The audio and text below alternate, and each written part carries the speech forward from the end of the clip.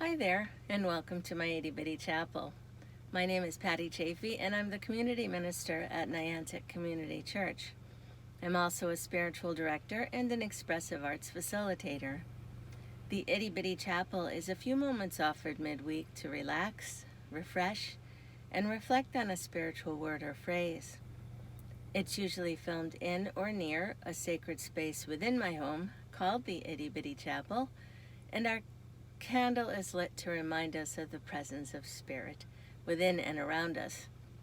If you're so inclined and you'd like to light a candle in your sacred space during our time together, feel free to pause the video now. Our word for reflection today is Sabbath. Sabbath is the biblical tool for protecting time against desecration.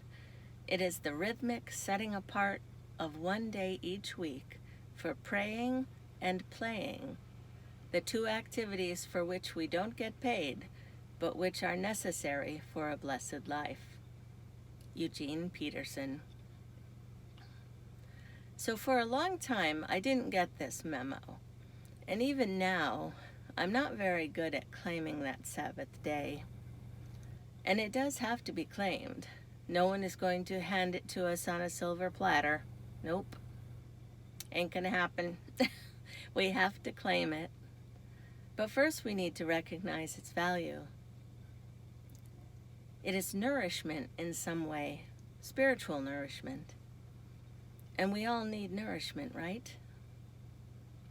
I loved Peterson's invitation about Sabbath to be a time for praying and playing. I know we're supposed to pray, but a reminder to play is all I needed to hear to say, sign me up. But the older I get, it seems the busier I get. If we are fortunate, friendships develop, things we are passionate about take up time.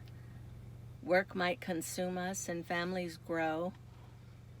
Where once there were few, add some daughter-in-laws, grandchildren, and new relatives joining the crowd, compliments of DNA testing, it's all a blessing. But it does make for lots to celebrate, and celebrations take time.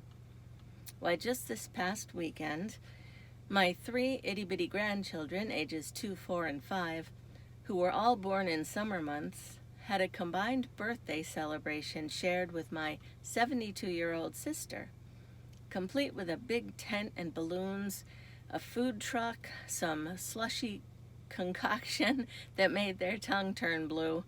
The kids, not my sister. 4 full-size birthday cakes, water games, music, and family and friends from near and far. My family does know how to throw a party. I thought things were supposed to slow down as you got older, but not in this case. Maybe as I get older, the fun has just begun. They like to gather often, and it was the best party ever, and I don't even like parties. But back to the Sabbath. My appreciation for quiet and solitude makes that Sabbath day a precious commodity. And as much as I cherish my family, I absolutely cherish one of those rarest of days when I don't have to be anywhere, no meetings, no appointments, no family commitments, no one to take care of but myself. Now I know that sounds selfish, but Maya Angelou says each person deserves a day away in which no problems are confronted, no solutions searched for. Each of us needs to withdraw from the cares which will not withdraw from us. But think about it.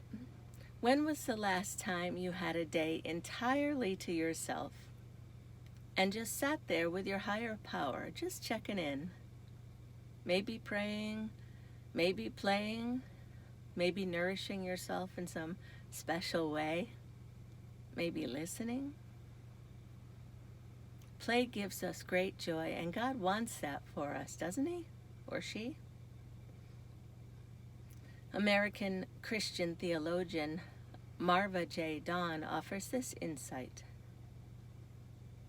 Sabbath ceasing means to cease not only from work itself, but also from the need to accomplish and be productive, from the worry and tension that accompany our modern criterion of efficiency, from our efforts to be in control of our lives as if we were God, from our possessiveness and our enculturation, and finally, from the humdrum and meaninglessness that result when life is pursued without the Lord at the center of it all.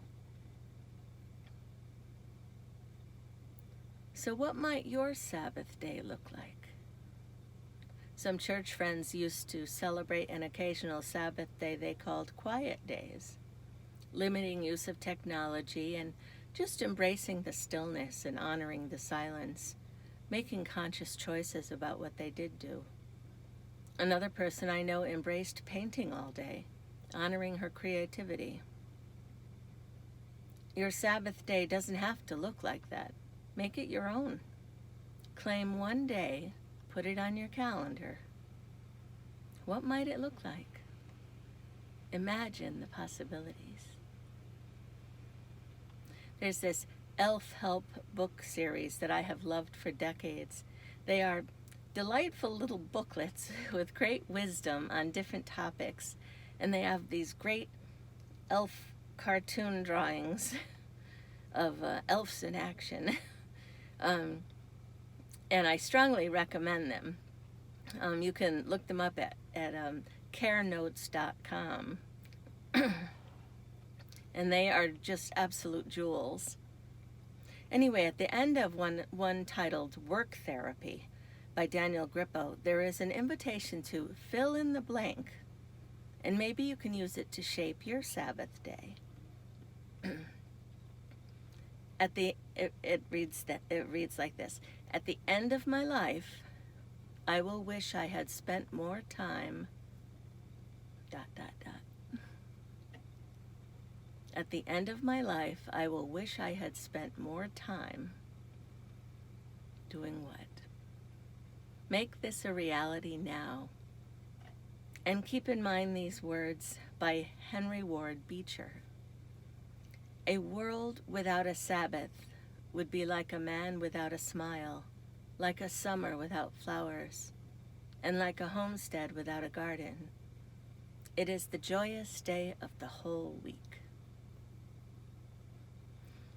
I keep you in prayer every day of this very sacred life. And if this message spoke to you in some way, please feel free to share it with others. And until next time, may God bless you in every way you need. Namaste.